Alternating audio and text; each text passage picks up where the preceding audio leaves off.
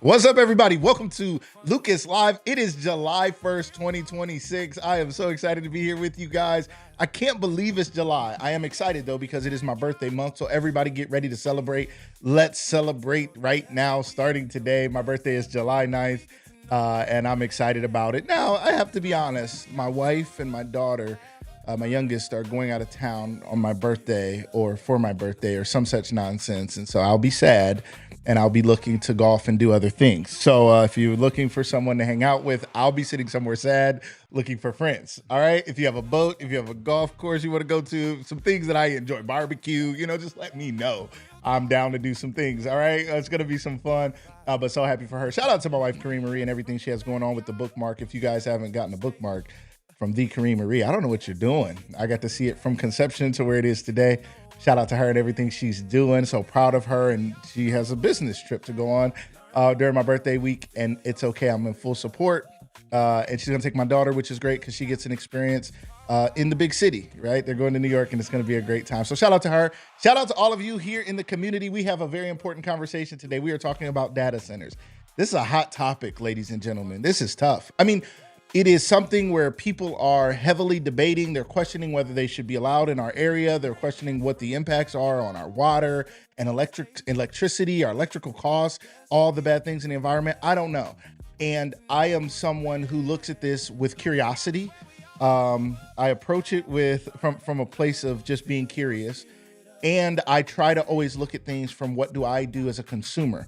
Because I think of things like when they say, there's too much carbon going into the atmosphere because we're driving gas cars. And I always think, well, I'm going to drive, right? I always feel like I'm important. I got to get to work. I got to get where I got to go. And so I'm not going to not do it. Or if I have to fly somewhere, I'm going to fly somewhere and I'm going to use it. So I do try to look at it as a consumer because I do understand that things are driven by consumer demand, not just by big businesses.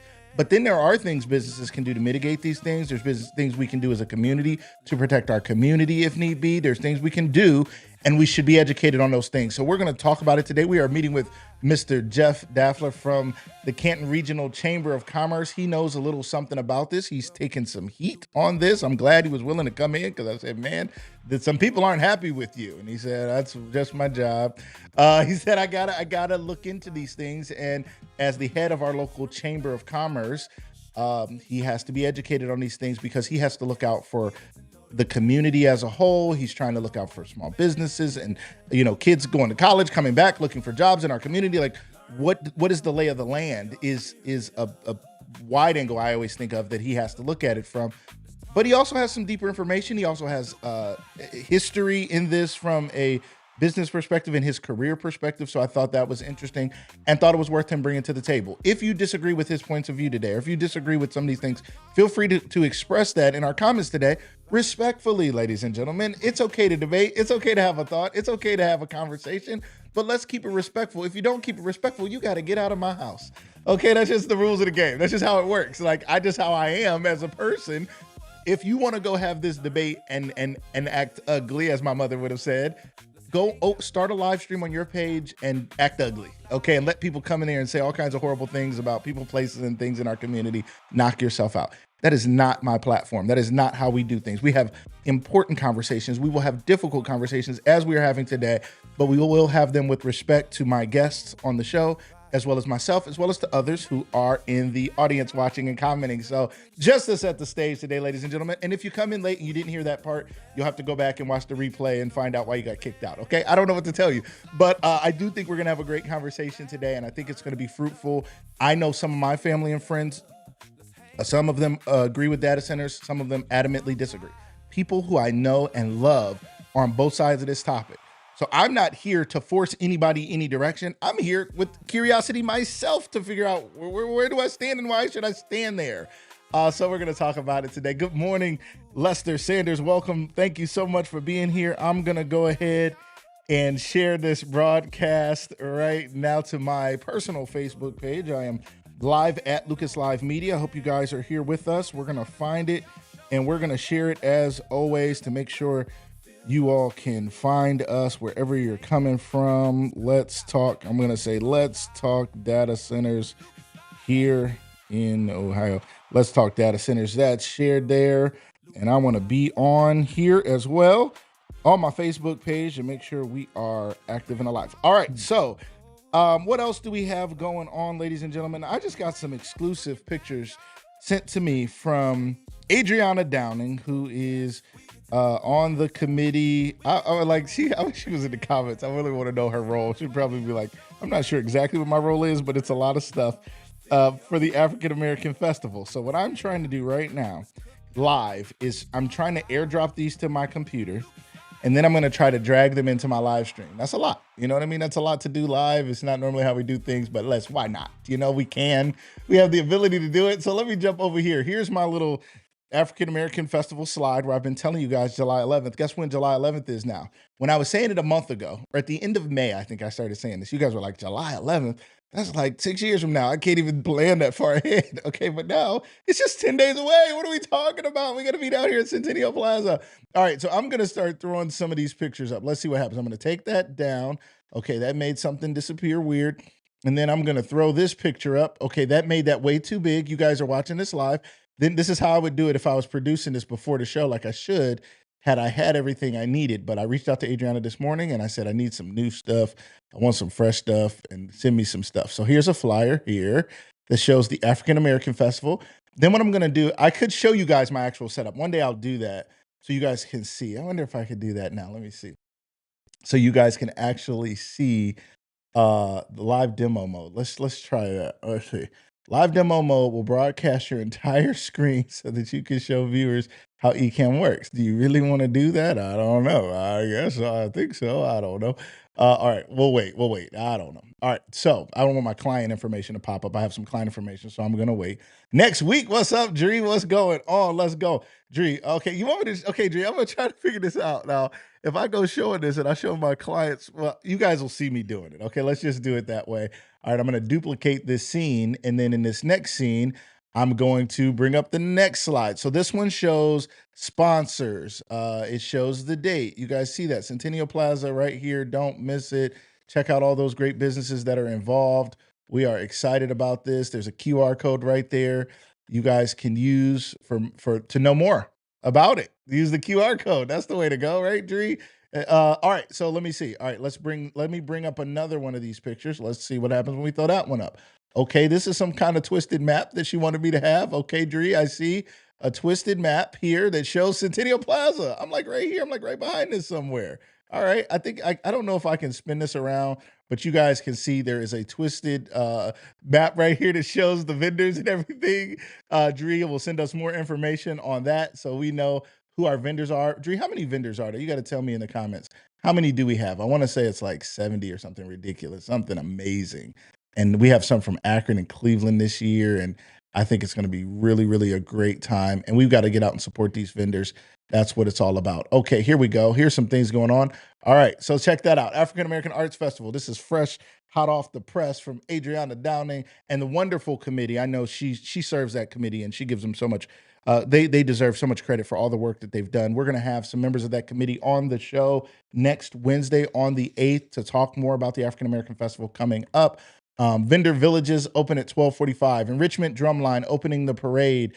Gospel kickoff at 1 p.m. Enrichment dancers and drumline at 1:30.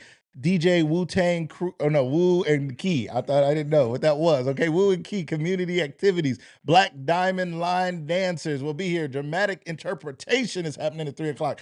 Other youth performances. DJ Swinny Swin, that's my guy. Community activities at 4:30. Sister Souls line dancing.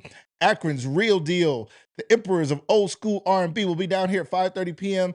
And the African African Fashions Fashion Show. Thanks for the tongue twister.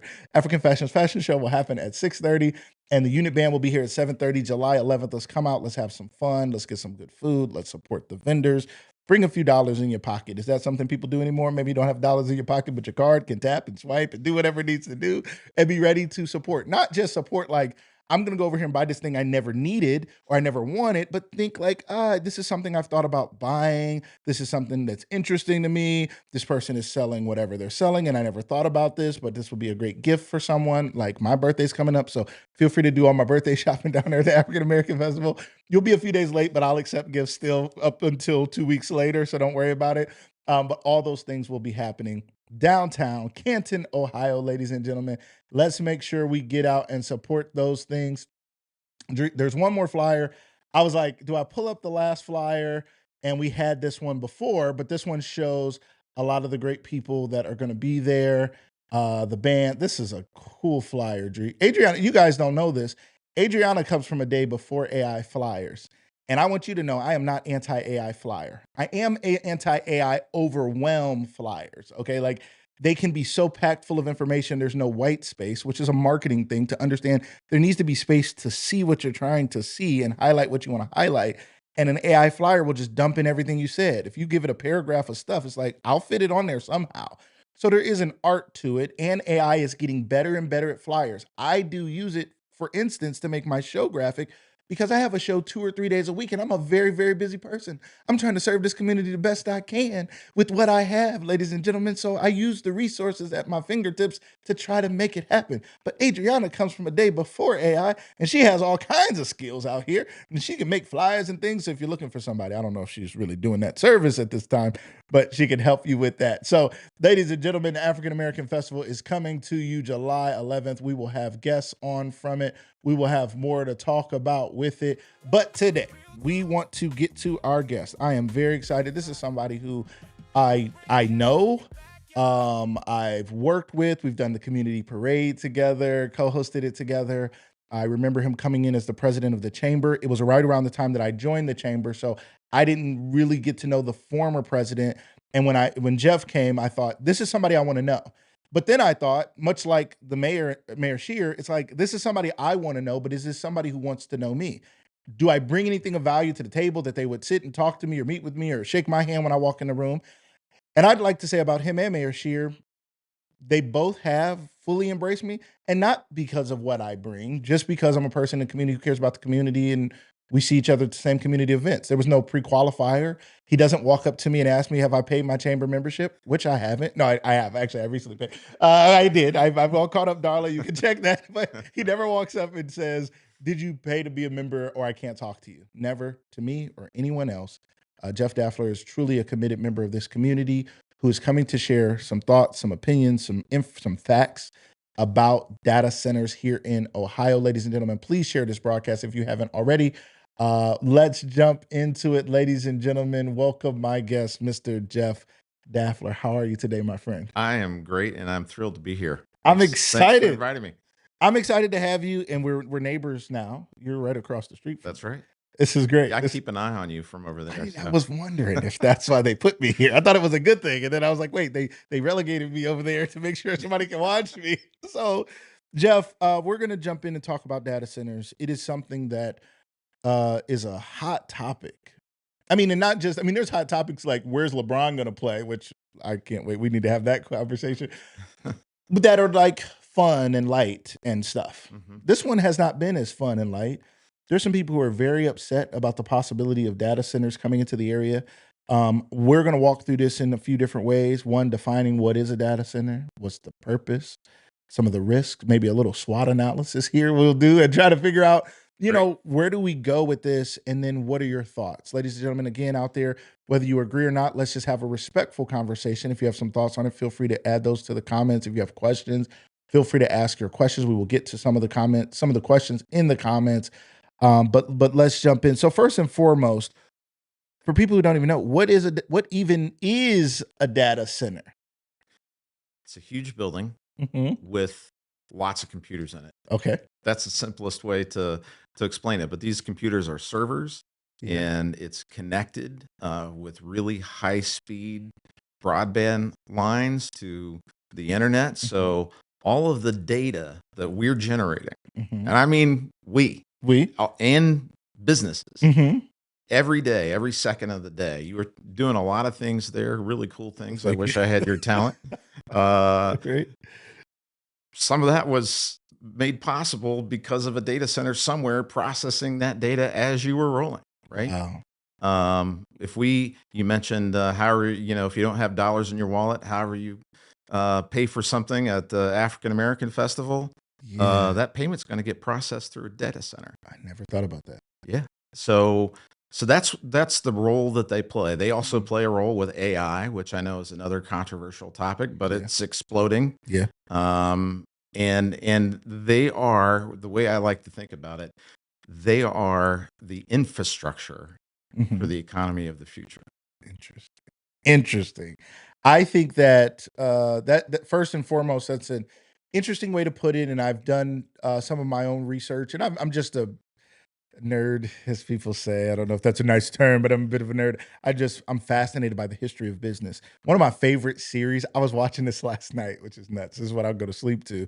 There's a series on the History Channel called uh, there's one called The Food That Built America, The Men That Built America, The Cars That Built America, the Mega Brands. There's so many different series like this, and they do a great job with reenactments as well as experts, documentary style, talking about these things. So I've learned a lot about things like how did the McDonald's brothers start McDonald's and make what they called the speedy food system, and then Ray Kroc came and did something else with it and franchised it, or the automobile industry. Mhm. Henry Ford was failed many times in the automobile industry, Sure. in Detroit, and then he started racing cars to prove the ability of his cars, and went on so on and so forth.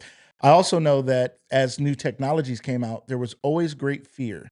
Cars caused a lot of deaths, and they still do. But back then, less people had them, and people were dying. They're like, not even that many people have them. People are dying, but they didn't have seat belts. They didn't have traffic lights. They didn't have stop signs. They Right. barely had roads.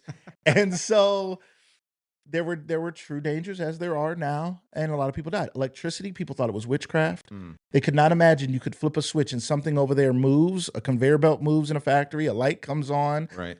You had to use a candle. You had to do these things. So Sure. I do know that there tends to be I'm old enough to know. I'm at that age now. I'm old enough to remember when we weren't allowed to use the internet for research for school. Right. Now my kids don't have books. They just have computers with the internet. That's all they have. I'm like, well, Right. when did this change? So there is always some level of concern when it comes to innovation. And this is no different. You talked about data centers being more than just AI. Let's go back to that a little bit. As you think about what data centers do and have done, Mm. number one, do we currently have any data centers in Stark County? Do those already exist? And name some of those things that data centers already do that maybe we don't think about that we use on a daily basis. So we do, and we have over 200 data centers in the state of Ohio already, and we've had them for decades, right? Did If not you know. think about the growth of the digital economy Mhm. over certainly my lifetime, Yeah. right? I can remember when there were no cell phones, Yeah. Me too. uh, right? And then I remember the only thing I could do with one was call somebody, which I thought was great, That's all I right? needed, and I only on nights and weekends though. I had to manage my minutes, because it was expensive. But yes. Exactly. Now they are massive computers compared to what we might have had with a floppy disk or whatever the Yeah. case may be, with incredible computing power. Mhm. But a lot of that is connected to the rest of the, not just the internet, but the data universe out there. Mm. So that if we can ask our phone a question, we ask Mm. Siri, hey, How do I get from point A to point B? Or right, all that stuff has to happen somewhere. Mm. The computation Yeah. of that request, and then the answer that's returned to us, the route map that is given to us. Yeah. People like to say, well, I've got all my photos and videos on the cloud. Mm. All What is right, that? well, it doesn't mean the sky, right? Right. It's not a fluffy white thing up there in the Right. sky. Right. The cloud lives in data centers. The cloud is they're point blank. When you think of the cloud, I think this is important, and I hadn't Right. thought of it till you just. I mean, I've thought of it because I know that, although I know a lot of people don't think of it that way, but I hadn't thought about it when the conversation of the danger of data centers comes up. When I think about the cloud, when I think about the fact that when I get a new iPhone, I'm an iPhone guy. Sorry, Android people, but you guys have the same thing. When I get a new iPhone, I can just go to my cloud backup, and now all of my pictures and all of my apps and all my stuff. You used to have your cell phone, you take it to Verizon, they'd plug it into this fancy machine, and hours later, some of your phone numbers transfer, some of them don't. Go have dinner. You go have dinner. All your important pictures are going to be lost somehow. They're like, sorry, grandma didn't make it through the transfer. I don't know. So it was tough. But now everything is again in the cloud. I have memories that pop up on my phone. I send them to my wife and kids of it just does it randomly. And it's some moment in time that we took a picture of. We would not have dug through the drawer of pictures to find this picture, but every now and then via the cloud, it is delivered back to my phone to remind me through my Google Photos or whatever it is. Again, to your point, that is sitting on a computer somewhere, Right. called a server, Yeah. and a building full of servers or computers is called a data center. It is. And we use it every day. We use it every day. Yeah. But just think about how things have changed as well.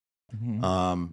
There are a lot of people out there who had cable once we got cable TV. Yeah. Right. So you got cable TV and that's connected into your house and, some company somewhere is sending you across that line, the show that you're watching. Right. A lot of people have YouTube TV or Hulu or Netflix or whatever we're watching. Right. So again, where do all those shows live? They live in data centers. Jeff, hold on. Stop the press, ladies and gentlemen. I don't want to say never because I'm telling you, I think about these things, ladies and gentlemen, but let me say never because I have not if I were even now, Netflix and many of those things started giving you the ability to download things to your phone, which then took up the storage on your phone and you'd freak out and you'd delete stuff because you can't make a phone call. And what we're doing is trying to either get rid of it totally or offload it back to the cloud. Yep. Somebody else's computer can hold this. We cannot handle all of Netflix on our phone. It is streaming to us via a data center or I can't even imagine how big the data centers are that are holding Netflix movies, Disney Plus, all these things. It has to be immense because I know my phone gets filled up with some photos and my family videos. Right. And that is what creates, again, the need for a data center. Right. And think how social media has changed. Mm-hmm. Right. In the early days of Facebook and when it used to be called Twitter and all that sort of thing, it was mostly text, right? Yes. Good point. And you'd make a comment or you'd post something that you wanted people to read. Then we started adding photos to it and that'd make it a little more eye-catching and interesting. Now the dominant medium is video. Which is data heavy. Oh, compared to the early days or something, right? So we keep moving in that direction. And that just requires more and more and more and more data storage. Interesting. Let's talk a little bit about your background. I said at the top of the show, I assume that your reasoning for caring is that you are in a position of community responsibility in a sense at the head of a chamber. One, let's start with what a chamber of commerce is and what its role is, because there's a national chamber and then there's local chambers. So I want to start there, walk through what your roles and responsibilities, and even if you weren't in the seat, what is the responsibility of the Chamber of Commerce to the community? And then I want to talk a little bit about your career history that may have prepared you to be so educated on things like this in a community. So let's start with the Chamber of Commerce. What is your role there, and what is the role of a Chamber of Commerce in any community? So the Canton Regional Chamber has nearly 1,900 members like you. Yes. And we exist, and you've heard this from me before.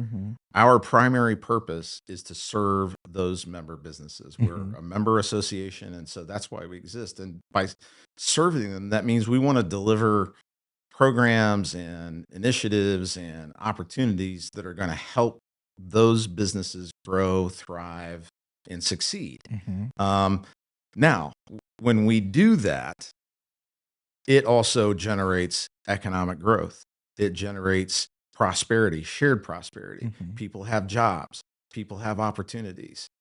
People can launch a business and be an entrepreneur and build stuff the way that you do every day with your blood, sweat, and tears and watch it grow and develop.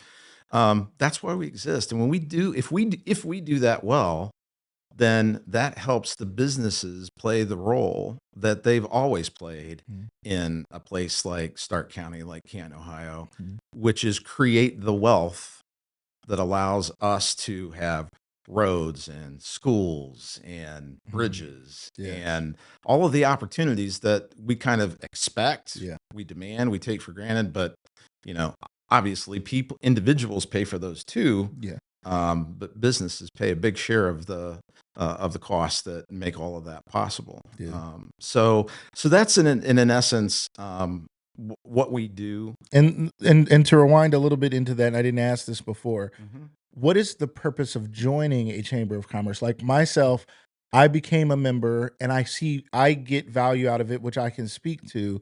I do know others that join Chamber of Commerce, Stark County Minority Business Association, other things, and they are like, they didn't nothing happened. They didn't do anything, nothing magic. They didn't just shoot me money or something. Like Yeah, it's right. not just that. Maybe and even it's discussions like this. It's looking out at the greater landscape and thinking about how do you create the conditions Mhm. to allow those businesses to work. But talk to people out there maybe who have thought about joining, former members, current members who are like, do I renew? What is the value and purpose of being a part of the Canton Regional Chamber of Commerce? I think every member is making a decision to invest. Mm. And if you're not getting a return on that investment, then we're not doing our job. Wow. And so that's what we are focused on every day, trying to create value for our members. And we do that a variety of different ways. Some of it I would call kind of real direct, tangible value. Yeah. Like we partner with AltCare to provide health insurance plans for small businesses that may not be able to afford it or Big have deal. access to it otherwise Yeah. for, businesses between 2 and 50 Amazing. employees, right? That's Because you can't get those group rates, no, and you you're can gonna get the pay group through rates. the roof to try to provide healthcare for a two-member team or something. You just forget about it. Absolutely. So you can do the math on that and Yes. calculate, oh, this is a direct, Yeah. source of value for me. Yeah. But also we do things that are indirect, Mhm. right? That we can try to put in place. I see us as a catalyst and convener. We see Yeah. something emerging in our region that is going to potentially have a significant effect on not just our economic well-being, but our community vitality, all of Yeah. which are important to a strong business sector. Right. And we then try to convene people around that Mhm. and define how do we move forward as a region to address these challenges or to seize these opportunities. Yeah. Because by doing so, we're creating more opportunity for Lucas Live or Yeah. the Timken Company, Right. at every end of the economic spectrum. Right. So that's what we're all about. They're fascinating. And you talked about the Timken Company, and you and I talked recently about your time at the Timken Company. Sure. You worked for the Timken Company, and that gave you a little insight into some things. Because I think about it, I was thinking about data centers in the area, and I was like, my dad used to work in the pickle house at the Timken Company, and we had like family day or something. And my kids laughed. They're like, why did they let you guys go there? All I remember is loud noises, acid, and dust. It was the craziest, most toxic thing. I was like, I don't want to be at this part of the tour anymore. Like, get us back to the popsicles and the kids stuff. But they took us in there, and it was literally dusty and acid and steel mills. I'm sure were not good for the environment, for the area, for a lot of stuff. But a lot of families are in this area because of it. A lot of families had an opportunity at some economic security because of it. Some people came from the South. I know black families came from the South to the North because of steel and rubber and Akron and all these other opportunities that gave people a chance because they just needed labor, and the color of your skin could not dictate that at that moment because they just needed a huge workforce. But there were impacts. The Hershey Company in Hershey, Pennsylvania, I'm sure when they started doing that, the amount of farmland he needed to get chocolate milk or milk chocolate, I'm sorry, milk chocolate took farmland because he actually used cow's milk, which was unheard of to actually use that milk to make chocolate. And then he built factories and then he built cities to move people into. And that had huge impacts on just what was farmland, which was Yeah. natural farmland. And then he builds the farm and then he builds a factory right there on top of it. So again, just as history of business for me is like, where do we draw these lines? What is right? What is wrong? I saw a comment, Mandy. I saw your question there. We're going to get to that. Thank you so much for your question, Mandy Williams. Thank you for being here. So let's talk back to the Timken Company. You had time at the Timken Company. in a role that I think kind of maybe prepared you for today. Talk to us about that a little bit. Yeah, I think it did. It's funny how these things are sometimes fortuitous, but Yes. I actually came to Stark County in 2005 because of an opportunity with the Timken Company. Interesting. And I was there 12 and a half years. And one thing that you probably could tell from your tours as well Yeah. is that, boy, making bearings and especially making steel with an electric arc furnace is a very energy Man. intensive undertaking. Yes. And so a lot of the work that I did at the Timken Company was around policy. I worked in government affairs there, and I also did some communication work while I was at Timken. And the cost that an electric arc steel mill like the one on Faircrest is astronomical. Say that The again. amount of electricity that you have to pump into Really? scrap metal essentially to melt it Did not know that. is massive. That's not just like guess I thought it was just like fossil fuels, which I know are bad. You know, that was like a huge thing when I was younger. It was like there's a hole in the ozone layer, we're killing everything. But I thought maybe that was some kind of gas furnace thing. But you're saying even my gas furnace at my house has an electrical ignition, but you're saying it took a ton of electricity Sure. to make those things happen. Yeah, and so gas is also intensively used in the steel making process and in other portions. But when you start, so the steel that's made at the Faircrest plant starts with essentially recycled material, scrap metal. Yeah. And then they, add other elements to it to try to get the right mix of the high quality steel that they're making there. But that starts by having a huge bucket of that scrap and basically putting a massive jolt of electricity through it until it melts, and then pouring it into a bloom, and then gas is much more intensive in the process as you go. But yeah, I didn't realize that. So that was a part of it. And so you, again, in your role at the Timken Company, what was your role and what were the things that you learned and needed to know that kind of helped you today realize to be able to look out at the landscape of today's business? Yeah. So one thing that's especially, I think, relevant to this conversation is that I was part of the teams that would look at, well, where is a new Timken plant going to go? And there are a lot of questions that factor into that. Yeah. And so I got some familiarity with how a site selector would think. If I'm looking at making a massive investment, $1 billion investment someplace, what are the things I'm going to prioritize? And how am I going to reach the decision on whether to put it in Stark County or to put it in Texas or to put it in Romania or whatever the case may be? And it also reinforced for me this idea of economic competitiveness. Interesting. That this is not, we don't exist in Stark County in isolation in some bubble. Every business or an investor that could locate a facility here has nearly infinite options of places they could put that same places they could go in, not just in the country. And then when we talk about like the Timken Company, others, they started looking around the world. Yes. For cheaper labor, land, regulations, power. Okay. Yeah. All that kind of stuff. Right. Yeah. And so we have to compete to win these investments. Yeah. Okay. So Jeff, everybody doesn't see it as all money ain't good money, my mother would say.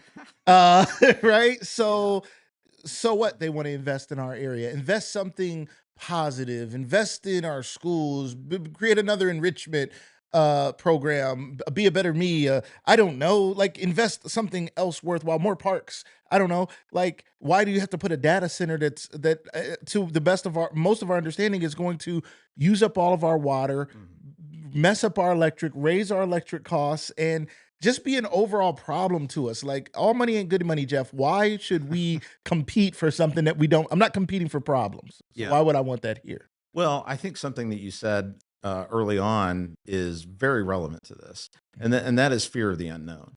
That's a natural human tendency. We don't understand something. We don't have experience with something. We haven't seen it before, and we tend to either be afraid of it or be Mhm. suspicious of it. Sure. And that's not necessarily a bad thing. The question comes, what do we do with the questions that pop into our minds?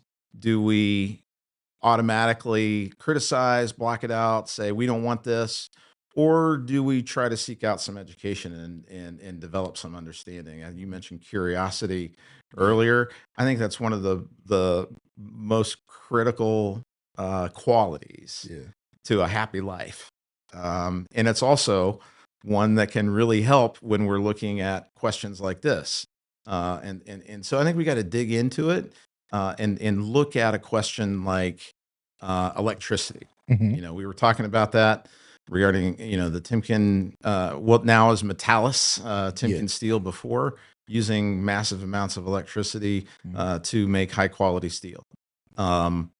There's no question that data centers are intensive users of electricity. There's no question about that. But then we have to put that in the context of what is the reality when it comes to electricity generation and supply. Mhm. Reality is that we're located in something that's called the PJM, which is a 13 state region that coordinates electric supply and distribution. Mhm. And it's all interconnected. And so we think sometimes, well, we don't want it in Stark County. Let me tell you that I'm very confident that these data centers are going to get built. Mm. The question is where. Yeah. And if you say, well, I don't want it in Stark County because my electric bill is going to go up. I get that. Those are real dollars, and none of us want to, be paying more for the same thing that we were Right. paying less for 6 Right. months ago.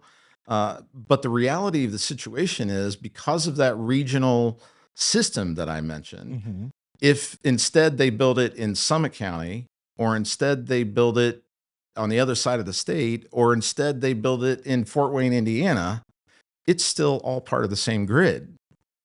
Wow. And so that demand goes into that grid, and you're going to see your electric rates go up regardless. The only thing that we lose is the benefit of having that facility located here in Stark County. And so first of all, I think that's fascinating because I didn't know about the PB, the peanut butter and jelly, or the PB and jam, or whatever it was. It's something that is a collection of states that exist in all. I do remember there was a blackout in, I believe it was 2007, and it lasted days. And I'd never seen anything Yeah. like that in my life. I was like, we're on day 3 or something crazy. It's like the food is spoiled in the refrigerator. And I mean, it was just the oddest thing to me. And I just had never seen it. I remember them talking about issues in Michigan and other places. I'm like, what's that got to do with us? Right. And even there's times when people are talking about stuff going on in Canada. In fact, I'm always like, what does any of this have to do with anything? But it's fascinating to think there's an interconnection. So your point is the data center will go in. And one of my thoughts is the reason a data center goes in is the same reason a road goes in. A road goes in because more people are trying to drive, more people are trying to get more places, more people want to spread out, more people want to build businesses in other locations. So they built a highway system, and then they keep making it bigger because more people keep driving, right? Airports keep getting bigger because more people keep flying. Data centers only need to get bigger because more people are using it, not because the data center owner just wants to waste money and build data centers. Much like the Timken company didn't build more steel mills just to build steel mills. They built steel mills because there was a huge demand for steel. Right. Every time we tap our card, you brought that up earlier, to make a payment, that's not cash. That needs a data center somewhere Absolutely. to process it. And yes, they may have a local computer on their register, which is a thing. Yep. But in order for it to go to talk to your bank and back and forth and back and forth, Yeah. it takes data which bounces from data centers to do those transactions, because our local Chase Bank is not actually, nobody at Chase is like, let me see if Lucas has enough money in his account to pay Walmart today. They're not doing that, No, right? they're not. Our Google Maps and Apple Maps and Waze and all those things to get where we're going, Yeah. that information is in a data center. Our calls, our FaceTimes, our social media. You guys watching us right now on social media, all those things are being processed through servers, which we're talking about computers, everybody. Just a bunch of computers. Most of us are not anti-computer at all. We love our computers. We use our computers. We carry little computers that are more powerful than computers we had in the computer lab when we were kids in our pocket. But still we have concerns. Now, I want to ask this question from one of our audience members. Mandy, thank you so much for adding your question. If others have questions, please feel free to add your questions to the comments. She said, please address how these AI data centers will affect our water quality. And over years and years, how they will deplete water supplies. Where will the wastewater full of chemicals and heavy metals go? So let me break that down again. Where address how the AI data centers will affect water quality. Years and years, it's going to deplete the overall. There's only a limited amount of water on the earth, I suppose, useful water. And then where does this wastewater full of chemicals go? So if you could break that down in any order, what are your thoughts on that? Yeah, I think water is a fair question. And it's a question that needs to be answered with local and current facts rather than something that happened in another state 5 years ago kind of thing, right? Because Ohio's not Arizona. Yeah, or Nevada. Right. Yeah. And a data center built today is not the same as a data center built 5 years ago. This technology is advancing rapidly. As in it's taking more water or it's more efficient? It's taking less. Interesting. It's much more efficient, and the industry is gravitating toward closed loop cooling systems so that they're recycling the water that they use to cool the machine. So one of the ways that they cool these servers in data centers is to essentially run water through the system. That blew my wife's mind. She's like, they're putting water on computers. My phone can't even go in the water for more than 2 seconds without breaking down. But nonetheless, okay. Yeah. They're literally cooling computers with water. Right. So the flowing water draws heat out of the system. And you know, go back years ago, that water would then, it would come in, it would cool the system, it would exit the data center. And so in a system like that, yeah, you're using probably, 3, 4, 5 million gallons of water a day. Wow. But in a closed loop system, you're essentially bringing the water in, using it, reusing it, and only adding to it as evaporation happens, or you need to replenish the supply in some sense. Much lower intensity. So there's that piece. But it's still intense. Sure. Okay. Yeah, I mean, but not as intense as a lot of other. I mean, people don't realize the extent that lawn watering versus golf course maintenance versus almond farming in California dwarfs the water used by data centers in the United States. Like they have almonds and almond milk, or what are we talking about? Yes, that's a very water intensive activity that actually is one of the largest water consumers in the United States. Wow. So yes, does it use water intensively? It does. Now, how does that matter for Stark County? Well, the reality is we happen to, by the grace of God, live in one of the most water-rich regions of the United States. That's amazing. And we have access to lots of aquifers that can supply huge amounts of water. The Sugar Creek water facility that the city of Canton uses, I understand, has a capacity of 24 million gallons a day. Wow. Right? So there's a lot of capacity out there. And quite frankly, I imagine the city wouldn't mind selling large amounts of water to an industry that would buy it from them. Absolutely. Rather than just us as homeowners having to pay for all that. Right. And quite frankly, that's part of what is attractive to the investor. If you think in this area, they're not just coming here because not randomly. They randomly like Ohio because the Pro Football Hall of Fame, and I want to put Football Hall of Fame here. Let's build a data center here. Okay, which love the Pro Football Hall of Fame and proud that it's here. Yes. But a data center is looking at, okay, well, what's the water situation like? Okay, so yeah, it's abundant water resources in this region.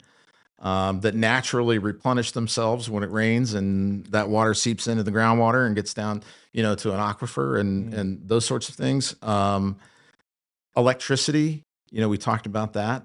We've been an industrial economy for more than a century, Lucas. I mean, that's one of the things to really think about here. Yeah. So This area. This area, Stark County. Right. And that means we've been over that period very intensely involved in manufacturing. Manufacturing is an energy intensive sector of the economy. So we've built the infrastructure. We've built out infrastructure in ways that other areas have not. In ways that other areas have not. So it would be more cost effective and take less resources to put something like that here. Correct. In Stark County, because we have and one of the things I think people fear, and again, Mandy, thank you so much for your question. And there's a few more parts of that we'll get to. One of the things people fear is that I've heard people say these data centers are going to come in, they're going to build all this stuff out, and then it's going to disappear in 5 years. And what are we going to do with these leftover buildings? I think what we're going to do, right now we have old steel mill, old stuff that's not being used, right? Mhm. Things that look somewhat abandoned because the industry has moved on in many ways. We still have some things, but not at the scale we had it at once. Right. So maybe the solution is we bring things like this in there's a new steel in town. There's a new thing in town that can now fill those spaces and places potentially and create new industry. I don't know. Is that how it works? Or to me, it seems like everybody's fear is like they're about to come into my neighborhood, knock down 3 houses, and build a data center next door. It's going to raise my rates immediately, and I'm going to be looking at this eyesore, which I'm not sure if it's an eyesore. I don't know what it looks like per se, but they're going to build this thing right next to me, right in my community, and it's going to be ridiculous, and it's just going to be nothing but trouble. Right. Jeff, that's a real possibility, right? Or no? Or what? Like, how does it work? How do they choose where they put these things? Yeah. So the reality is that you can't just put whatever you want wherever you want it in Stark County or pretty much any place else, because we have zoning requirements and we make collective decisions as a community about land use, about what we want to go where.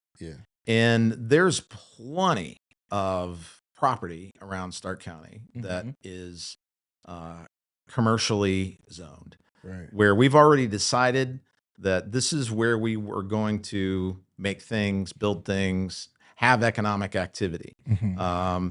And that's not the same place as where we want to farm crops or where we want to build houses. And so we make these kinds of decisions up front. One might argue that across the street from a massive steel plant isn't a bad place to put a data center. One might look at some of the, I'll call them shuttered industrial properties that we have in Stark County that are vacant and look bad. Gates chained and locked. Windows knocked out, and it looks crazy. Yeah. Right. Yeah. We might think, wouldn't it be fantastic if we could clean up the environmental waste that's left behind, tear down those buildings, build something new that puts us squarely in the economy of the future, the economy that's coming. We want to be part of that. I think we want to be part of that. I want to live in a place that's part of that. People want to invest in a place that's part of that. People want to move to a place that's part of that. It builds energy. It builds momentum. It builds prosperity. All of those sorts of things. And I think we can do it in a smart way. I think, credit to Mayor Scheer and Canton City Council for considering updating the zoning regulations that will apply to data centers. I think that's smart. I think it's important for us to look at how do we make these location decisions. So I commend them for doing that. These are important questions that people are asking, and thank you guys so much for asking, Mandy. Thank you for that. One of the other things, so we talked a little bit about the water depletion. You're talking about closed loop systems. I remember I worked in the old McKinley High School building, McKinley Early Childhood Center for years. A couple ways that I saw something like this was we had huge heating and air conditioning. The HVAC in a building that big was massive. It was layered. It was a lot. And we had a time where we had water, a pipe busted and water flooded into the center. and we assumed it was just a water pipe. Mm. Come to find out, it was an HVAC problem because we didn't realize that our whole heating and cooling system had a closed-looped water system that Yes. was flowing through that entire building, still is to this day, Right. that was cooling the air conditioning and the heating system because it created so much energy and so much heat and so much stuff. I had no idea it was water cooling the heating. Like, what does that have to do with anything?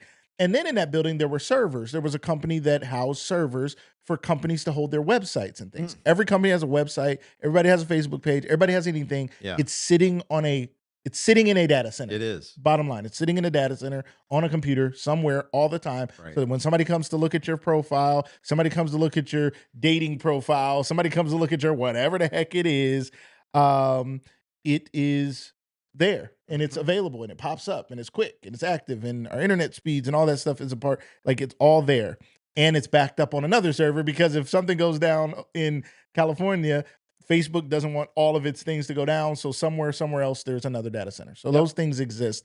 I think it's important for us to know. I think the biggest thing to me is we are the drivers of the demand that creates the companies that build data centers. Absolutely. If all of us back up and say, I'm only going to use cash, I'm going to get off the internet, I'm going to stop streaming shows, I'm going to not use AI, then we do it. But I do think AI becomes the biggest player, right? Everybody looks at data centers as directly correlated simply with AI. Correct. As though it didn't exist before. Yeah. So talk to us a little bit about what AI does as far as the need for more versus the fact that many of us lived through the growth of the internet and all that in the first place, which already had created a huge need for data centers. It in a nutshell, it significantly increases the need for computing power because what it is doing, the algorithms that AI runs on, that it's based on, are in a sense self-teaching, right? I'm going to learn as I go. I'm going to get better at this. I'm going to. So it's active even when we're not active. Correct. Which makes it like a bunch of people using the internet all the time. Always. Okay. So that creates a big need. Yeah. And it's a pretty big computational request. Yeah. And I don't mean to use, it has to think a lot harder. Yeah. When you ask it, I want you to write this email for me, but you got to sound like me. Don't make it just generic. And remember that I've stored, a couple of examples of how I write with you. And let me upload this flyer again. Let me upload my logo again to show you again. And another thing. Yeah. It's taking all that in. It's going to, and so it has to process all that and then try to, do what you asked it to do, give you the output that you're looking for. That's very intensive. Yeah. As that grows, and it is growing rapidly. Yes. It's going to require a lot more data to use. And it really has the potential. We've done 3 successive at the Chamber annual summits on AI and tech innovation. Yeah. And it's clear that it is affecting business almost across the board. Manufacturing, accounting, legal, yeah. Retail, yeah. You name it, right? So it's becoming part of all of these sectors. We're using it all the time, even when we don't realize it. We do a Google search now. Gemini's popping up with an AI summary of the results for us, which I mean, different than what it we're was probably before. reading. Yes. Yeah. So if we're generating all this demand, how about we compete for the investment that makes that possible? And that really gets back to economic competitiveness that we were talking about. That part of that I just want to touch on has to do with what kind of incentives are available to investors. Yeah. Some people say, well, why aren't these people paying taxes? They're getting this tax break. Yeah. Let me jump into this question here. I think you're going down this road, and I want to respect our viewer here, Tina Keys. Thank you so much for being here, Tina Marie. She said, and continue with your thought, but she said, how do we justify the tax breaks for these multi-billion, trillion-dollar companies and passing off the utility cost to taxpayers that's at such a high inflation and cost to the environment? Well, I'll just say on the utility piece that data centers pay for the utilities they consume as well. So it's not as if we're paying for their use of electricity and water and those sorts of things. What we are paying for is the higher demand. So if there's Correct. less There's a cost eggs impact. at the store because some industry decides to buy more eggs because they're making more cakes and they're buying more eggs, and the cost of eggs goes up for everybody because Agreed. the amount of eggs available Right. is limited. Yeah. So likewise, the amount of electricity is limited. They want more of it. Yes, they pay for theirs, but it costs me more just because the cost goes up. We talked about that a little earlier for people who didn't see it. Your point to that was these data centers are going somewhere. They're going somewhere. And that there's that the electrical grid situation Right. is much bigger and broader than Stark County. It could happen in Indiana, Can. and we would still have higher costs, but we would not have job opportunities or anything else that comes with the data Right. center. So we have to compete with Indiana Yeah, for the investment right now. right now. Yeah, but if Right? we lose it and they take it over there and we're all Right. happy because we're like, we didn't have the data center, we're still going to see higher electric costs. That's what you're telling us. Exactly. So a tax incentive is part of what we use to compete. To get them here, To like so at least the construction, the infrastructure, all that stuff happens in our right. And so what was approved here? Let's just talk about that a little bit because I'm not a math guy, but I did some math on this because I Okay. think it's interesting. Yeah. I think a lot of times people hear tax break and they think perhaps that, oh, they're paying no taxes and my property taxes are going up. That's not the case with property tax in particular. What the Stark County Commissioners approved recently was a 75% tax abatement for 30 years. And that may think, Sounds like a lot. I want a tax that's a lot, abatement. right? Right. But let's think about I understand the value. What is a tax abatement, first of all, for people So who don't tax abatement is reducing the taxable value know? of the asset, of Okay. the property, Yep. essentially, right? And so what So they pay less property tax for it. correct. So Okay. the property tax is calculated on a smaller dollar value. Let's Yes. walk through this specific example. Yes. So I understand this to be a roughly $2 billion investment that's going in Perry Township, right? If it's a 75% tax abatement, that means that it's $500 million, $500 million on which that business's property taxes will be calculated. Yes. So property taxes get so 35% of the assessed value, which in this case $500 million, gets taxed. Yep. And then there's a millage that applies, whatever the voters have approved in Perry Township. So if you do the math on the current millage in Perry Township, with when this new facility comes online and starts getting taxed, that's going to be roughly $10 million annually to Perry Township. $5.5 million of which will go to Perry local schools. Okay. Annually. That's almost breathtaking. You're telling me if they put in this data center that just in tax revenue, not in jobs, not in construction, not in None of that. if what I'm gonna name some construction companies I know, if they get the contract and they go build and their workers and our families who work for them go build the stuff, that's one thing. And then those that go work for the data center, that's another thing. Yep. But you're just talking about pure taxes, like we pay property tax on my home. They look at the value of my home and they say it's worth X and the taxes in North Canton are X. And so I pay that, right? Right. You're saying this business comes in here, they build on this land, it's in Perry. You're saying even though they've lowered the overall appraised value in a sense, not that they did, but in essence, it's like the appraised value would be lower. Right. And then it's still going to bring in how much money into Perry Township as a whole, which does roads and fire departments and policing and all that. It's also going to do something for the school. Say those numbers again. Estimated for Perry Township, that's $10 million annually that goes to public services, it goes to safety, it goes to roads, it goes to schools. Wow. And that's a small area. Perry's not that big. That's a lot of money in a small area. Yeah, it is. And speaking of the schools, again, estimate $5.5 million annually. That's 20% more than Perry Local School District is currently bringing in property tax that it would have available to spend on better education, better educating those students. Okay, so what do we do? And just want to add one thing. Yes. That's without taking on new, additional students. Normally, the way your property tax revenue goes up is more families move into your district that also have children who need educating. And so the impact of the new dollars isn't as much as if it's coming from a business. Interesting. So you talked about Perry, which is a part of Stark County. Let's talk about, let's zoom in a little bit into Canton, Ohio. Sure. What's proposed here in this area? Mayor Scheer, you talked about him doing some things. We are where the Timken company was, and many other big businesses that some are here in some form. maybe not what they used to be. What's being proposed here? And again, is it going to go in across the street from grandma's house and just be some kind of eyesore for grandma? No, well, I don't know exactly where grandma lives, Okay, for but everybody, right? Fair. that's part of it. And yes, I think one of the things that's interesting about the city of Canton, because of a really successful economic history, there's not a lot of space. Hmm.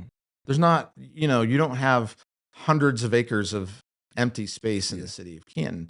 And so for the city of Canton in particular, both the challenge and the opportunity is what we were discussing before.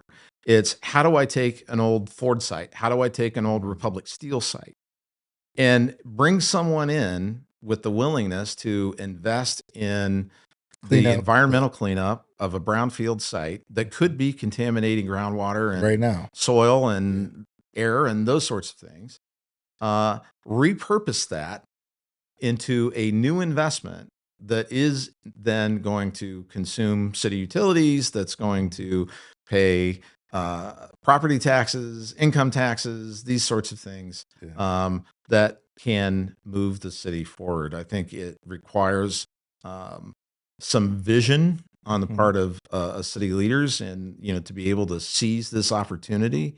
And I think I congratulate Mayor Shearer for thinking about these opportunities, I think, very seriously, and trying to figure out how do we best move forward for the city in a way that benefits us all. That's I think that's key. And if it's okay with you, Jeff, I want to continue this conversation a little bit. We're just a little bit beyond the hour. I want to thank you guys who've been watching. We're going to keep this conversation going a little bit longer. If you guys have other questions, please ask what your questions, because we do want to hear those. Real quick before we go on, are you okay to stay just a few more minutes? Okay, so we'll go at least another 10 minutes or so. I think there's maybe more questions from you all. I have a few more questions. We want to have this honest debate. If you're watching this and you feel frustrated in any way, like, I don't feel like they're answering what I want them to answer, well, ask your question. Maybe we will have the answer, maybe we won't. Maybe we'll end this with some agreement. Maybe we'll agree to disagree, maybe whatever. I don't know. Again, I'm approaching this from a place of curiosity, because what I know is that I'm a user of these things. I remember when I got email. I was like, this is amazing. I got email, when I was younger. Internet. We were like, wow, when those things came about for me as a person, a child of the 80s and 90s, I was amazed, and I took off using all those things. As AI has come into play, you guys know me. I teach people how to use AI. I've used AI to build websites. I've used AI to build infrastructure. My guests come on my show because I send them a link to an app that I built with AI, and you signed up, and Jeff, and we chose the date, and all of that works. The fact that I'm able to serve this community through Lucas Live Media is made heavily possible because of AI, and obviously servers, because I'm on Facebook and YouTube. So I am someone who's hesitant to say it's all bad, because I'm a user of the thing. I think a lot of times we're users of things on the end that causes the need, but then we're mad at the people who are building the infrastructure. But if the infrastructure stopped existing, or only existed for the elite, say only people who could afford to put a cloud-based server in their home could have AI, we'd be appalled that only the wealthy could be the rich are getting richer because they are the only ones with access to AI, because all the rules say you can only build it in your home if you have the room and you can afford it. We would be so upset. But they're building it in a broader way, so more people have access to it, and they got to go into some communities, and in those communities are going to be some economic opportunities and some hardships. Because you better believe having an Akron, a Goodyear rubber plant, a Firestone, and a Timken, and a Republic Steel, and all those industries that have existed over time in our areas have caused economic upticks. They've caused some hardships. They've caused some ecological hardships. They've caused some ups and downs, have all happened. And now we are facing a crossroads where we got to start deciding. And I would say, for everybody who says no to all these things, to me, this is my opinion, we have to be no down the river. We have to be no, I don't use AI. No, I don't use the internet. No, I'm not going to FaceTime people, because that causes more computing power than a regular phone call. And matter of fact, I think I'm going to write them a letter and send it off in the mail, right? So we have to think about that. If we are heavy users of the things, we are the cause. We are the cause of the thing. All right. They build bigger stadiums because more people want to go to football games. That's why, not because they want to build bigger stadiums. Okay. So that just a thought on that. And real quick, I want to thank our sponsors before we finish this conversation. Shout out to SARTA. Thank you for all you do for this community to help us get around. They're giving free rides to cooling centers right now and always doing extra to help serve this community, which is why we need to think about our support of SARTA as things come up like issue 4 was, in my opinion, that we should think about how we support those things, because right now, someone who is in need is able to get to a cooling center. Some homeless person who has nowhere else to go, and homeless people aren't just one person; there are families. Okay, and I think we need to recognize that. We see the one person and we think, oh, that one person. No, there's whole families that need rides to cooling centers. And SARTA is providing that right now. Shout out to Jessica Danielle Nails. We thank her for her love and support of our show, and we love and support her. Get your nails done. Go. That'd be a good time. It's hot outside. Go sit in the salon. Get pampered. Get taken care of. Go see Jessica Danielle at the Nail Bar in Canton or at NC Nail Lounge now in North Canton. Also, Linda Reibenstein. Shout out to Linda Reibenstein and Linda Reibenstein team, a wonderful realtor here in this area. If you're thinking about buying or selling your home, and she is someone who is looking at data centers and where they're placed and what is it doing to property values and whatever those questions you may have. She's been in this game for over 30 years and she stays up on the latest things going on in real estate. If you are looking for a realtor to buy or sell your home, consider reaching out to our friend Linda Reibenstein and the Linda Reibenstein team. And last but not least, our great friend Jenny Can at Jenny Can Cleaning and Ace Carpet Cleaning. Consider getting those carpets cleaned this time of year. It's a great time. You got the holidays coming up for July, family. It's 250 years of the nation. It's been 250 years since you had your carpets cleaned. It's time to get those cleaned. All right, ladies and gentlemen. So consider reaching out to Jenny Can and reaching out to Ace Carpet Cleaning to get those carpets cleaned, ladies and gentlemen. All right, let's jump back into this conversation, ladies and gentlemen. I promise we're not going to go till 10, but you guys have a few more questions and I want to get to them. So let me see. Where are we at? Good morning, Charles. Thank you for popping in. Appreciate that. All right, I'm putting these questions up blindly. You could be cussing me out right now. I don't know what this is saying, but I'm gonna throw them on the screen. We'll see what we say. Kiana, what's up? She says, "Thank you for asking the real questions, Mr. Lucas. Thank you for calling me Mr. Lucas and making me feel old. I appreciate you, Kiana. From the answers, I don't think the short-term community jolt are worth the potential long-term impacts on the community. Tax revenue doesn't matter much if the long-term effects make it harder for people to stay." Okay, great question. Let me see if you finish that. It may benefit us all with trickle down, but who does it benefit the most? Okay. So to her point, she's saying there's some short-term economic boosts, say Perry Township, you talked about that. But in her opinion, the long-term impacts on the community are worse. What do you say to that? Well, first, and I don't know what those are. I'm not sure what the long-term negative impacts potentially are. I'm not sure. I've heard people say like they're gonna leave and then there'll be abandoned buildings. I don't know if that's the thing. Kiana, if you have some thoughts on like what are the long-term things? Is it the water? Is it a shortage of water? I'm not sure, but let me know what you're thinking of those. But Jeff, you've heard these points. She's not making a crazy point. No. What is this? I think we need to take all of these questions seriously. And I just think that, sometimes I like to define what we mean by something like short-term benefit. When we talk about tax, I wouldn't call that for me. Okay. I wouldn't call that a short-term. This is a 30-year deal. That, by the way, after it, theoretically, unless there's another deal, okay, they're going to be paying more. Right. So, we can factor that in. I think the dollars that go into education from those, from that tax revenue, certainly I see that as a long-term impact. Because we're now investing more into students who are getting a better education and better facilities. And hopefully staying here and contributing to the economy, to their community. Interesting. And so I think there's plenty of long-term benefits. I think there's long-term benefit to the businesses that are drawing on the tools. Yeah, such as myself. Such as yourself. And many others who are using AI and computing, and I sit in here in computers all day. So how does that boost your productivity? When you boost productivity, you generally boost profits. And when you boost profits, you put more money into the economy. So, again. She clarified here, water usage, infrastructure strain, higher costs, and changes to quality of life. So it can be somewhere, but doesn't need to be in your neighborhood. She also pointed out, worried about where we're placing these things. So, the long term damage on water usage, infrastructure strain, higher costs. What are your thoughts on those things? My thoughts are that these questions of infrastructure have an awful lot to do with supply and demand. Okay. And we could talk about water as one example. I think the more readily example, because people are seeing this show up in their electric bills right now, the supply and demand balance that exists right now for electric generation and distribution. As we were talking about all of these things that have progressed and changed over the course of our lifetimes, that have become much more data centric and electricity and Heavy, intensive, right? We haven't kept up on the supply side with our generating capacity, with our distribution networks.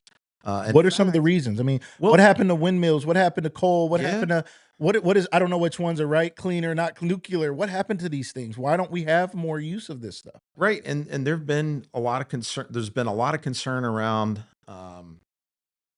climate change and the impacts of climate change, which is caused by greenhouse gas going into the atmosphere, carbon dioxide being trapping heat. We're having a very hot summer right heat. now. Every summer year over year is hotter than the one. I mean, before. It was 7:30 in the morning, and I was sweating walking across from the chamber right now, right? But in any event, we took some generating capacity offline, most of it being coal-fired generating capacity, because that's the dirtiest way to make electricity in the climate change context, right? That puts lots of CO2 in the atmosphere, and so people were saying, look, we need to shift to more energy efficient and less damaging forms of generation. So we converted a lot of those power. Some of them we just took offline. Some of them we converted to being natural gas fired, which is a much cleaner way to generate that electricity.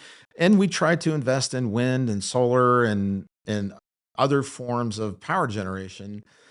Sometimes we run into the same problem. Some of your viewers may recall that Samsung attempted to build a multi-hundred acre solar farm here in Stark County that would have brought new generating capacity online, right?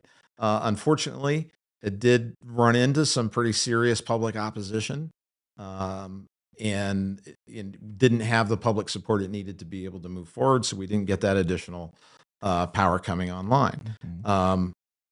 The nuclear industry in the United States basically is now just starting to come back from being non-existent for decades.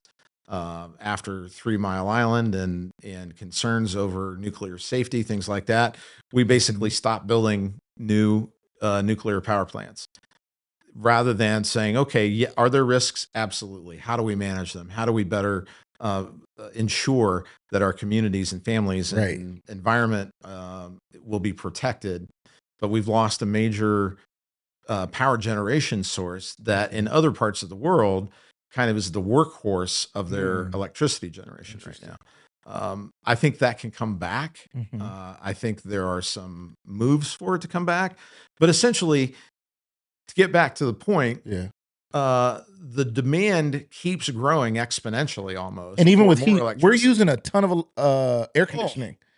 Because like in Europe, they don't have air conditioning. I just learned about that. Air conditioning? Not at all. If that fan in the window blowing that hot air in from outside while we laid there with hardly any clothes on was all we had. Sweating all night long and all day long. But now I have central air. And I couldn't imagine what would happen if it went out. And when it goes out, my kids, they're like, what happened?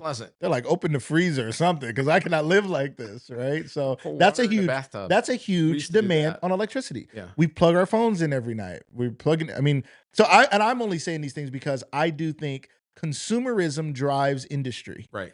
We look at you don't become a $1 million trillion business without people buying your stuff. Absolutely. And we are big consumers. We are big users of technology. And then we turn around and say, but what you had to build to make my life easier makes my life inconvenient. and we want both things to happen, We and do. it's hard. Everything's a trade-off. It's just right? hard. I'm not saying what's right or wrong. I'm just saying if somebody had a petition, Right. somebody wanted me to sign a petition to not have data centers. I didn't sign it because I was using AI as I was walking over toward the place I was going to, using my GPS to get where I needed to be. That got me there more efficiently while I drove my gas using car and using all the technology that's in all that stuff. And I get there and then they say, sign a thing that says, that'll be like them saying, sign this thing that's going to have us stop expanding the width of roads or something. I want wider roads because I want to be able to go around all those people not moving, right? I want more infrastructure because I want things to be faster and better for me because I want to get home to my family. Right. I like AI because AI has given me time back that I can now spend with my family because the AI can do things that I used to spend hours doing.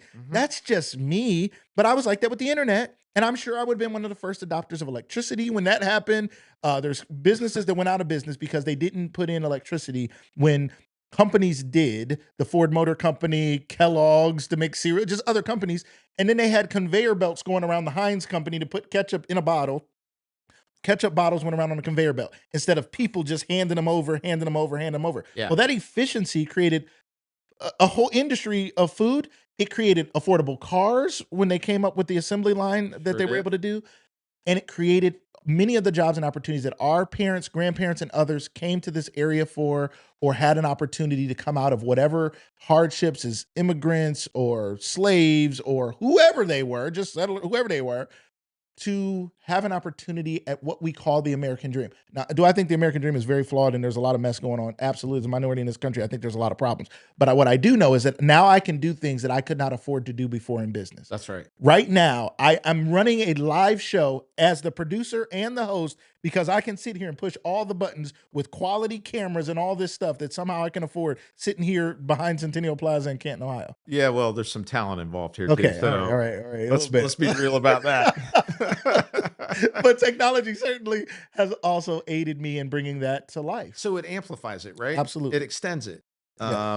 And I think that's important. I don't think anything that we're saying here is meant whatsoever to contradict that There are issues. data centers will generate significantly higher demand for electricity. Yes, and That's water true. use.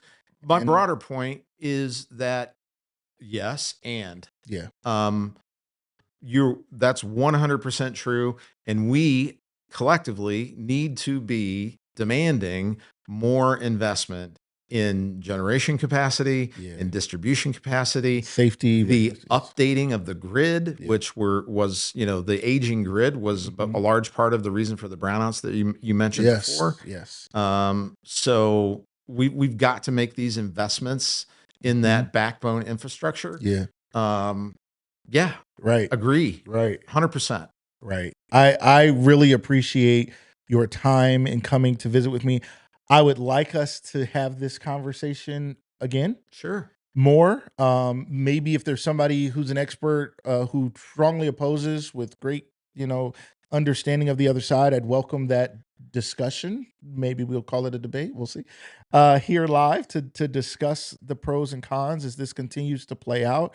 I do appreciate you being able to take the heat on this. Even having you on the show, some people are like, "You sure you want to talk about that on the show?" I'm like, I'm not afraid of it. I mean, there's so many. I'm not the news, so there's a lot of negative things that go on in the world and in the community that I don't just generally report on. There's a lot of bad stuff going on and a lot of worse stuff going on, and it's very sad. And I don't highlight negative things, even though some things will need to be highlighted on this show. But I do think there are important conversations like this that are a reality. Right. Again, as a student of the history of business, I know that there were presidents that did not want telephones in the White House because they could not believe that you could hear a voice from another room, let alone another place. They thought it had to be something evil and horrible. Electricity, people were dying because they were standing in water, plugging things in because they didn't understand how electricity worked, right? Yeah. So they were like, it's killing people. This is terrible. We should stop. But if we had stopped, we would not have the modern conveniences that all of us now refuse to live without. We would not. And we can choose to live without. For people out there who want to protest, I think the signature should not be to ban data centers. I think I should have to sign up to say I'm not going to use a cell phone. I'm not going to use computers. I'm going to stop being a consumer of things that cause a demand on electric and water and stuff because I'm the reason they're building the thing. So if people are willing to sign up for that, start with that petition. That would be taking the argument to its logical conclusion. Yeah. Right? And I think that's you're touching on something that I think is so important. And this isn't my quote. I stole it from someplace, but I can't remember the exact person who Yeah. said it first. But I say this to my team all the time. Nostalgia is the enemy of vision. And we can think with love and glory about the way things used to be. Or we can instead point that energy toward tomorrow and ask ourselves the question, what can we imagine this place becoming? Yeah. What future can we imagine for our community, for our economy, for our children? And how do we want to make that a reality then is the next question. And so I applaud you for diving in. I do believe it's a really important issue, whatever side of the spectrum somebody may be on Totally specifically. fair. I just would encourage everyone to embrace some curiosity, which I try to do. And I think if we all try to meet in that place of curiosity, then we can learn together, we can grow together, and we can imagine that future together. Thank you so much, Jeff. So well said. Thank you for your time again today. Thank you. Canton Regional Chamber of Commerce President and CEO Jeff Dafler here with us today live on Lucas Live. Thank you guys for staying with us as we ran over our time a little bit. Thank you guys for your comments, questions, concerns, thoughts. We welcome all of it. We're so grateful that you guys were willing to participate in this difficult conversation. We saw you guys, Kiana and Tina and Mandy and everybody who asked questions. Thank you for your thoughts that may have been different than what was being presented today. We welcome that. We thank you for that. For people who are watching this replay, please feel free to respectfully share your comments and thoughts and concerns and maybe more questions. We may have an opportunity to come back to this and talk about this more and answer some of those difficult questions. Ladies and gentlemen, let's approach these things with a mindset of curiosity, wondering what both sides are saying. Remember, your social media feed is feeding you more of what you want to know or what you already believe. So if I believe it's good, it's probably showing me more stuff to say it's good because they just want to keep me on the platform. If I believe it's bad, I'm probably seeing more of that because I've liked some of those things and they want to show me more of that to keep me on the platform. Force your way through the muck to try to go search for the other side. Learn what both sides are. That goes for me too. I need to know. Because I like using AI a little bit does not mean that I should do things that are detrimental to me and my children's future. So I need to look into that. Because someone doesn't want a data center in their community, I need to look into, well, what could it be put in that place that I've been looking at that eyesore for so long that is an old abandoned building of some sort. And maybe they could renovate that and revitalize it and clean up the pollutants that are already sitting under there right now. Maybe that would help. And maybe that would reverse some of the bad impacts of the current technology. Ladies and gentlemen, it's been my absolute pleasure to be here with you guys. We'll see you guys again on the next episode of Lucas Live. Happy July 1st. Everybody have a great day.